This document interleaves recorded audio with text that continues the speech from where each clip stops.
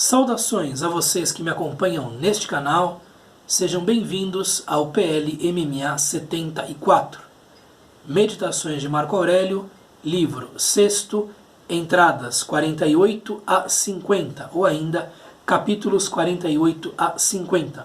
Tradução de referência, aquela que está em domínio público, de Dona Virgínia de Castro e Almeida, e como sempre, você pode acompanhar a mais este vídeo do PL MMA, lendo também o texto por meio da transcrição da passagem que será lida e discutida nos próximos minutos, aqui na seção da descrição do vídeo.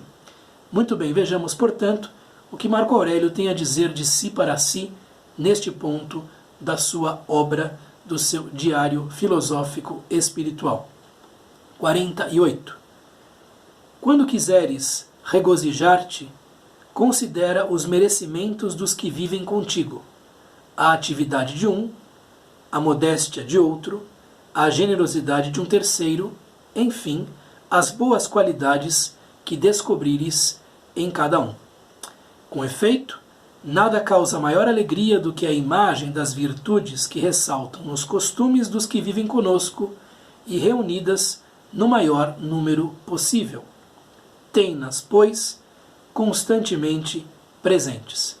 Algumas passagens das meditações de Marco Aurélio podem nos deixar com a impressão de que o imperador filósofo fosse alguém muito pessimista, fosse alguém que, na verdade, talvez desconfiasse de que a vida não tem valor, fosse um nihilista avant la lettre, né? Mas não é nada disso. Nós sempre vemos que, apesar de certas descrições naturais, sobretudo, certas descrições da realidade como ela é, terem um tom, às vezes, acentuadamente negativo, há sempre algo de positivo que é possível ao ser humano a todo momento. Há sempre uma afirmação de que é um caminho sempre factível ao ser humano o da areté, o da busca pela excelência que nos é própria, o da busca pela virtude. Apesar da passagem do tempo, apesar do apodrecimento das coisas, apesar da mortalidade de tudo quanto existe, há algo que sempre está à nossa mão. Se nós considerarmos, por exemplo, a passagem anterior, de número 47, que foi tratada em vídeo antecedente, em que Marco Aurélio faz um elenco de indivíduos famosos, grandes cientistas, Eudoxo, Hiparco, Arquimedes, grandes filósofos, Heráclito, Pitágoras, Sócrates, e dizendo que todos eles morreram e que a morte não é uma desgraça para eles, não é algo negativo para esses que já foram, e compararmos com isto que vem depois, o contraste pode nos parecer muito acentuado, muito marcado.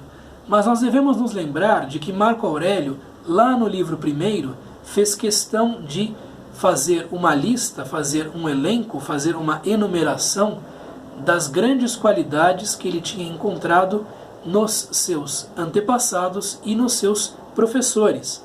A partir da entrada quinta, do capítulo 5º, ali do livro 1º, até mais ou menos 15 ou 16, nós vemos Marco Aurélio rememorando as boas qualidades, as boas inclinações que tinha conhecido nesses indivíduos.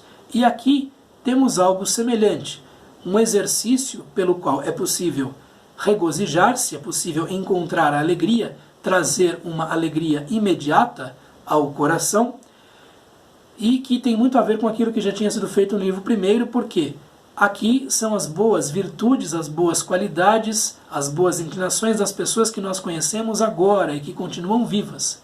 Então, se você se lembrar do que tem de bom cada uma das pessoas, ou pelo menos a maior parte delas, que estão à sua volta, você poderá imediatamente se alegrar, imediatamente trazer algo de, enfim, refrigério, de consolação para o seu espírito, apesar da mortalidade de tudo, apesar da passagem do tempo e de outras realidades que, à primeira vista, e é uma vista não filosófica, podem parecer um tanto deprimentes. Então é interessante aqui a sequência 47 e 48, porque se em 47 parece que o valor desses grandes indivíduos é de uma certa maneira cancelado ou apagado pela passagem do tempo, pela morte, pelo destino que nos é comum, aqui em 48 há algo de mais positivo, de mais imediato,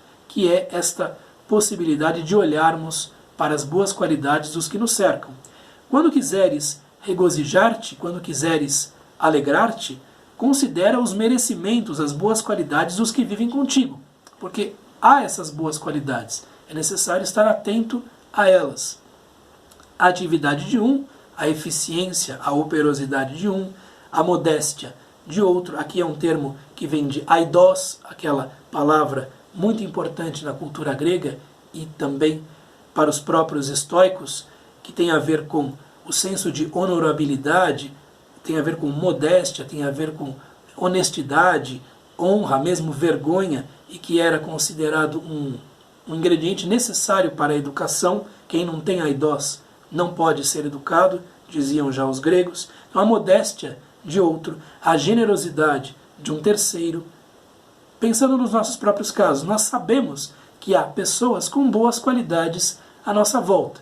Se nós nos lembrarmos destas boas qualidades em sequência e pudermos observar tudo ao mesmo tempo, haverá um quadro muito menos deprimente do que talvez aquele que o da mortalidade nos ofereça.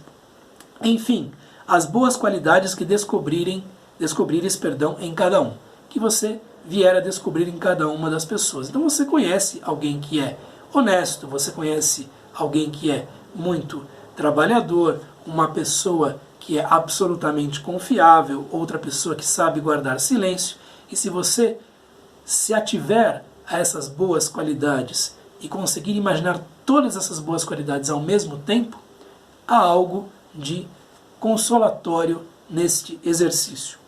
Com efeito, nada causa maior alegria do que a imagem das virtudes que ressaltam nos costumes, na própria atividade, no próprio dia a dia dos que vivem conosco, dos que estão à nossa volta, e reunidas no maior número possível.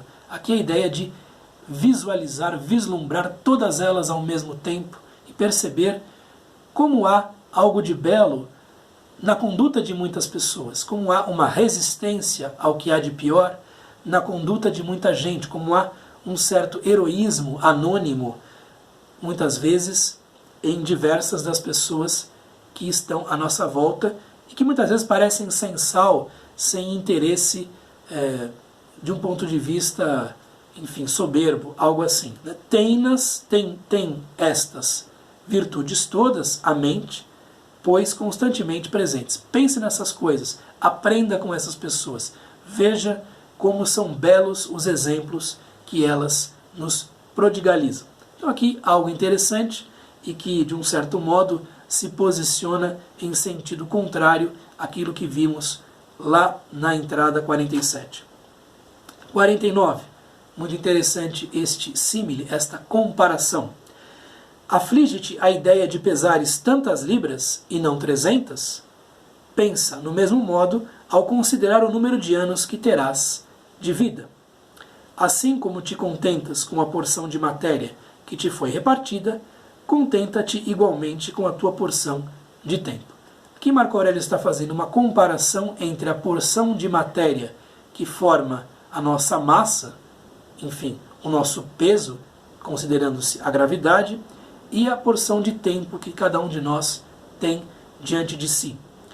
A única falha nesta comparação é que nós sabemos qual é a nossa massa, ou temos uma boa ideia de qual ela seja, mas que nós não temos uma ideia muito precisa da quantidade de dias, de anos, enfim, de tempo que temos à nossa frente. Ainda assim, nós não nos afligimos, a menos que estejamos obesos ou, ao contrário, estejamos, enfim, esquálidos, cadavéricos, macérrimos, magros demais. Enfim, de um modo geral, as pessoas não se importam com o seu peso. Elas não se afligem pelo fato de pesar em X e não pesar em Y, ou pelo menos se se contentam com o peso que têm. É claro que Marco Aurélio está fazendo menção a uma época em que, pelo fato de a vida exigir mais atividade, ser muito mais operosa, a obesidade era muito menos comum. Ele não era um homem obeso, claro, ele vivia em torno de generais, de pessoas do mundo militar, que também não eram obesas. Então, de um certo modo, no mundo romano, essa questão não se colocava demais. Aflige-te a ideia de pesares tantas libras e não 300, quer dizer, você não acha bom pesar isto e não 300? E aqui ele está fazendo uma comparação entre um peso razoável para um ser humano e um peso que não é razoável para um ser humano. Pensa no mesmo modo ao considerar o número de anos que terás de vida. Por quê? Existe um número de anos, digamos assim, que é ótimo, e um número de anos que é talvez excessivo. Então viver 50, 60, 70, 80 anos com saúde é bom. Agora, viver 100, 120 anos com saúde cambaleante, evidentemente, não é bom.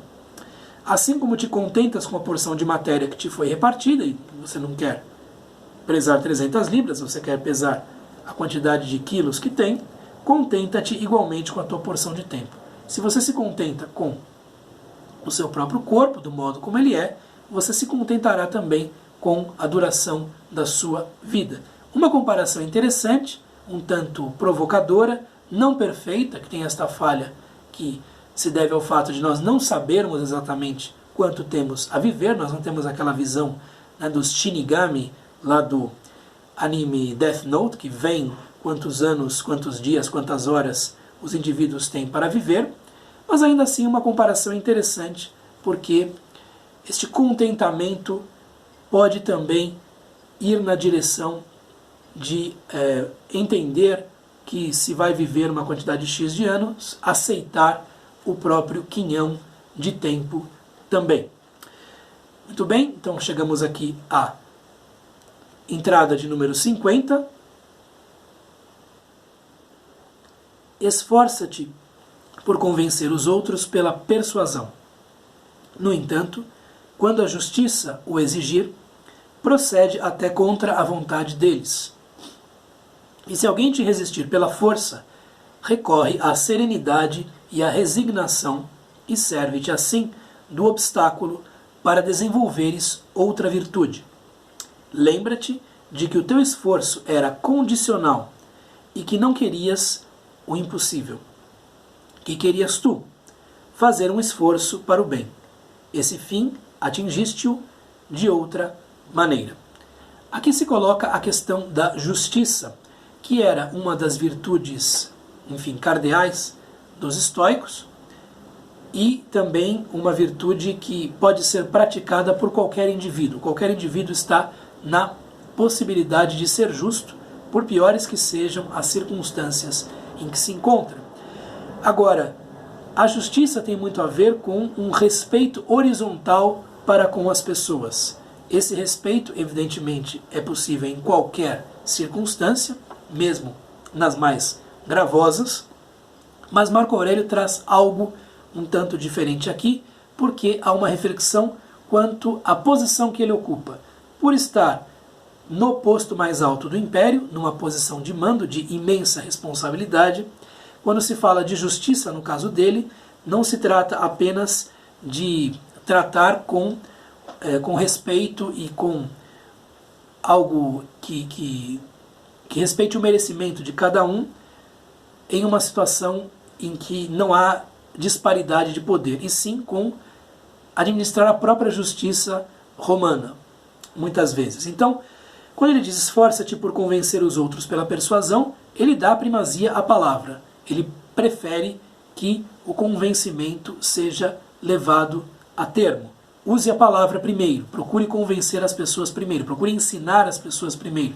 Nós já vimos Marco Aurélio insistindo na ideia de que se alguém está agindo mal, ou se alguém está sendo, à primeira vista, insuportável, difícil, refratário, é necessário tentar ensinar essa pessoa, tentar desenganá-la, digamos assim, tentar contrariá-la por meio de um meio pacífico, por meio de uma estratégia pacífica.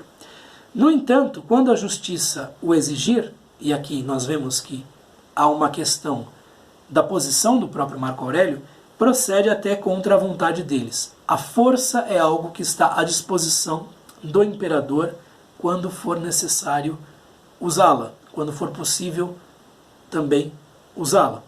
E se alguém te resistir pela força, se alguém contra-atacar, né, recorre à serenidade e à resignação. Tente não revidar, porque você tem muito mais poder do que essas pessoas.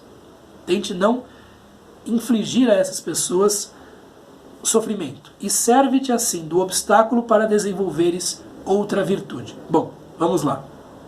Aqui nós vemos novamente aquela ideia de que o obstáculo é o caminho, de que o que está no meio do caminho se torna caminho e, continuando aquele belo símile de Marco Aurélio, que nós devemos ser como o fogo que vai consumindo tudo que está pela frente e vai se alimentando daquilo que está pela frente. Novamente esta ideia articulada aqui. Porém, vejam, qual é o objetivo do estoicismo? A busca pela areté, pela virtude. A virtude tem diversas facetas, de modo que é possível falar de virtudes no plural. Se você vai na direção de uma virtude, que é a justiça, e não consegue aplicá-la, porque a resistência é muito grande, você pode tentar outra virtude, como por exemplo a da paciência, ou tentar vencer pelo cansaço aquele indivíduo. Então aqui a ideia de que se vai num determinado caminho e ele não funciona, é possível mudar de caminho e ainda assim continuar comprometido com uma ideia de virtude, porque a virtude importa mais que o objetivo que o indivíduo se coloca segundo uma visão estoica. O que importa é praticar a virtude. Ele ia praticar a virtude da justiça, não deu certo. Ele vai praticar a virtude da paciência. Esta é a ideia aqui por trás do trecho de Marco Aurélio. Lembra-te de que o teu esforço era condicional. Já explico esta ideia. E de que não querias o impossível. O que você quer é o possível, dadas as circunstâncias. O impossível não se deve desejar. Então, você está segundo uma visão realista. O que querias tu? O que é que você almejava naquela situação? Fazendo um esforço para o bem e ir na direção da excelência, da areté. Esse fim atingiste-o de outra maneira. Então, vamos supor que Marco Aurélio estivesse lutando contra bárbaros, contra germânicos. Ele tenta convencê-los de que não é necessário lutar, no entanto, esses germânicos continuam pegando em armas. Ele faz um esforço para a defesa do império, para a defesa dos limites do império que administrava. E passa a usar de paciência para ver se esses germânicos desistem e vão embora. Vejam, aqui é algo mais ou menos assim que está sendo colocado. A virtude da justiça pressupõe, né, o uso da força. Eu tenho aqui uma representação medieval da justiça, a do tarô de Marsella. Estão vendo? Com uma mão a justiça segura a balança, que garante o equilíbrio do julgamento, e com a outra segura uma espada, porque às vezes é necessário usar a força. Marco Aurélio está fazendo alusão a isso. Às vezes é necessário usar a força. Ele, enquanto o mais alto magistrado do império, magistrado no sentido antigo, pode usar a força contra determinados indivíduos se a situação assim o exigir, embora ele não deseje isso, ele prefira o uso da palavra, do convencimento, da persuasão e por aí vai. Então aqui eu mostrei para vocês uma representação do tarô de Marsella, mostrando que eu também tenho ao meu lado Walter Mercado, né? Ligue já! E vejamos como é que Seabra traduz esta entrada 50, porque a ideia do esforço condicional precisa de algum esclarecimento adicional. Esforça-te por convencê-los, e procede até contra a vontade deles, quando da justiça a razão assim impuser. A razão da justiça impuser. Se todavia alguém se opuser fazendo uso da força, muda para algo agradável e sem mágoa, isto é, para a resignação, para algo mais doce, para a serenidade, como coloca Dona Virgínia de Castro aqui. E deste obstáculo serve-te para outra virtude. E lembra-te de que com reserva te punhas em movimento. Esta ideia de com reserva, da chamada cláusula de reserva, é importantíssima na ética estoica. Cada ação empreendida precisa ter a tal da cláusula de reserva, precisa ter a previsão de que isso não possa funcionar. Então, quando Marco Aurélio empreendia uma determinada ação importante para o bem comum, ele já pensava, se isso não funcionar, eu passo para outra ação. E passo para outra ação sem me irritar, entendendo que, ao passar para outra ação, outro aspecto da virtude é o que eu vou praticar. Essa chamada cláusula de reserva, que é discutida primeiro lá em Pierre Hadot, na Cidadela Interior, e posteriormente, de uma maneira bastante clara e muito interessante, pelo professor William Irvine, no The Stoic Joy, né, a alegria estoica, mais ou menos esse o título. Porque é importante que o indivíduo entenda que ele age numa realidade complexa, em que há resistências, em que há recalcitrantes, e a irritação nunca é a melhor reação. Com reserva te punhas em movimento e de que não aspiravas a coisas impossíveis. A que então aspiravas? Né? A um impulso tal, um impulso assim. Né? E o alcançaste, as coisas em que nos aplicamos, essas ocorrem.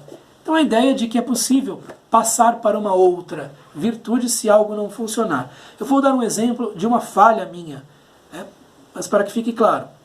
Eu precisava ir a uma loja que fica no outro lado do Rio Pinheiros. Né? Eu moro aqui na Zona Oeste, eu ia para a outra parte da Zona Oeste, para o Jaraguá. E foi justamente na semana em que tinha havido um incêndio ali na ponte, perdão, do Jaguaré, não do Jaraguá, na ponte do Jaguaré.